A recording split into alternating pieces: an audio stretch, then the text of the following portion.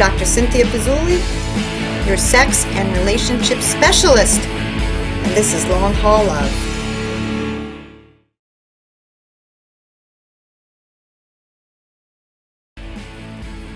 Welcome to Long Haul Love. I'm Dr. Cynthia Pizzulli, your sex and relationship specialist.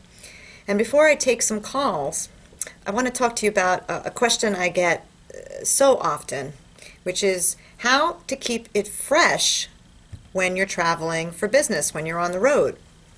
Now, yes, it can be quite a challenge when you don't see your sweetheart for long periods of time, for days, weeks, whatever, to keep it fresh. But the truth is you have an actual advantage to those of us who see our partners every single day on the toilet bowl, brushing your teeth, bending over at times that you don't want to be looking. All right? You get the absence makes the heart grow fonder factor. All right? And you should use this to your advantage because you have long haul foreplay. All right? You have long distance foreplay that you can use in order to gain a connection with your sweetheart. First, I want you to make a time that you guys are going to talk the same time every day, even if there's a time difference, about how much you miss each other. And that is the focus, that you're going to have at least 5 minutes a day to just tell each other sweet nothings. And in between, I want you to use that time to text each other or email each other what it is you miss the most. And then I want you to also use a little bit of creativity and tell each other what it is you want to do the next time that you see her. If you know what I mean. You get my meaning?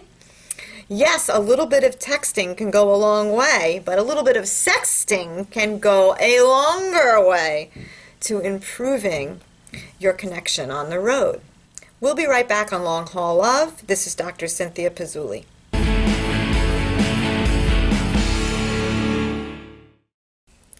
Welcome back to Long Haul Love. It's Dr. Pizzulli, and we have Dawn on the phone. Dawn, you there? Yes, I am. Hello. Hello there. How is your day going? So far, so good. So I hope I can make it better. Do you have a relationship issue you'd like to explore with me? Yes, absolutely. All right. What's going on? I'm in my 40s, as long as my boyfriend. We've been dating for almost 2 full years. And the problem is that he's a complete workaholic. And I don't mean just work. I mean, if he volunteers, everything seems to be more important.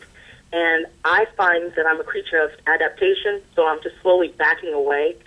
What I do to kind of rekindle things, to kind of get things back to where they were. Okay, so you love him. I do. Mm-hmm. Oh, you love him and you want to spend the rest of your life with him. I would, although he's a little leery about remarrying. Oh, okay, so he's had a previous marriage. Okay. Yeah, we both have. All right. I'm sorry if you said that. I missed that. That's okay. Yeah, okay. We both have had it. Okay, you both had previous marriages. All right. Mm-hmm. So the thing is here that you're both a little bit gun shy, as we like to say. You know, you don't want the second one to fail. Right. Right? So how do you reconnect when you're pulling apart? Now, do you think why does he spend so much time doing his volunteer work? Do you feel like he's doing everything he can to avoid dealing with what's not happening in your relationship? To be honest with you, he's money-driven. Okay. So anything that deals with money, like if I painted myself green with maybe Benjamin Franklin stamped on my head, he might pay attention to me. You're cracking me up. Right. That's probably what I should do. He's the type of person where he'll deal with you when he's ready to deal with you, but everything else takes precedent. It's always about money. It's money. Right, and the truth is, life's too short, and if he keeps worrying only about money, he's also going to be alone and not have you anymore because you're not going to put up with this. Exactly. Now, have you told him how serious this is, that you are really rethinking whether or not he's the man for you and whether or not you want to stay in this relationship? I have expressed it. Now, sometimes I must admit that when I'm frustrated, it's been expressed in not the best of ways.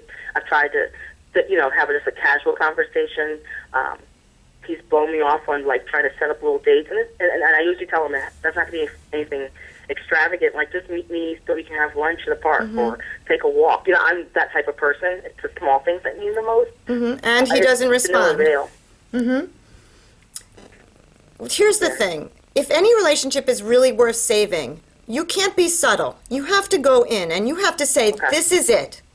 If we don't work on this relationship now, it is not going to survive. And we are going to be starting all over with someone else. Okay. If you want to still be with me, we need to either get some couples counseling, Okay. and we need to spend time together, Okay. Right. or it's not going to work. Now, you seem to be very afraid that maybe he's just pulling away because he's not willing to make the commitment to the relationship. I think so, but I'm the type of person where I don't believe in wasting time because tomorrow's not promised to you. So I believe in, you know, like I'm the type of person where I'll say I love you before you leave, because I never know if that's the last time I see you or you see me again. You know, that's the type of person I am. He's kind of, if you say you love someone, it means they want something. It's like, what? So do you think that for the long haul that this is the type of man that you really want to be with? That this You know, difficult? not when I say it out loud. I don't think. I guess we're just different people. You know, I'm an extrovert. I'm a, hey, how you doing? So, Just Dawn, kinda maybe say it out. what this really is about is you exploring whether or not really this is the man for you. Okay. And you are having difficulty coming to that conclusion. And Dr. Pizzulli's here to say, listen, something smells in the refrigerator, and I don't know what it really is. Right. But you're saying you really want to work on this, and you really want him to come around, but maybe you're starting to question whether or not this is the type of relationship you want Right. for the future. You know, you're going to make a second decision to maybe commit to this person, and you already had one failed relationship. You had one failed marriage. Right. In your heart of hearts, you've got to believe that you can tolerate, this is the type of man he's going to be. He's going to be a hard worker. He's going to be the workaholic. He's not going to change, and you can't change him. Right. You're right. You're right. And, you know, till death do us part can be a very long time. That's true. Yes. You're Okay. Right. You're right. You're very, very right. Yes. So, this is my advice to you. Okay. Make a decision yourself. Is it something that you're going to be okay with, that he has a separate life from you, that he isn't the type of man who's going to be completely invested in spending all of his time in the marriage or in the relationship? And if this is not the type of man that you really want to be with, then maybe it's time for you to consider moving on. Okay. The change is going to start with me. You're right. Okay. Yeah, because in order for any relationship to work, we have to tolerate our partners for who they really are. This is true. Yes. And if you're not really going to be okay with supporting that, or you're never going to really feel desired, and he doesn't seem to come around, or he doesn't get it. You've been together 4 years? 2 years. Almost. 2 years? Still a long time. 2 years. By the third year, if you're not sure that he's really in it, it's time to move on and find someone who is. That's funny you said that, because I actually told him, I said 3 years is the limit. You know, you either know if you want to be with the person for the rest of their life or you don't. You're a smart woman. That's right. The third year is the year. Okay. That is the year. That's why when I thought you said 4, I was like, wait a minute. But you can give this another 4 months or so, and I say that's the time limit. At 4 or 5 months from now, you're going to have your answer. Okay. Okay? Okay. You've been great. I really appreciate you calling, because this is a very common issue for people. You know, leaving is very difficult. Staying is difficult, but you have to really follow your heart. Life's way too short, okay? And even though it's hard, it's hard. It's hard to leave and be vulnerable again. You did it. You can do it again, and you're strong. You can do this. Thank you. Okay. I hope it works out. I hope when you give him that talk tonight, he goes, I love you. I don't want to leave you. I'm going to spend more time with you, and I'm going to be the person you want to be. I hope so. I will. If I can update you, I will. I will. Right? Yeah. And if not, you have Plan B. Fabulous. I have Plan B. That's right. All right, Don. Take care. Thank you so much for calling. Bye-bye now. Bye-bye. You know, you really can't avoid problems in a relationship, but at the 2-year mark, If you're not so sure this is the person you want to be with and you're not getting your needs met and you have the talk and people are still not changing, you've got to move on.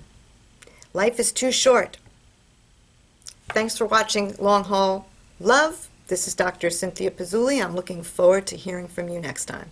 You've been watching Long Haul Love. This is Dr. Cynthia Pizzulli, helping you with your relationships for the long haul. I look forward to hearing from you next time.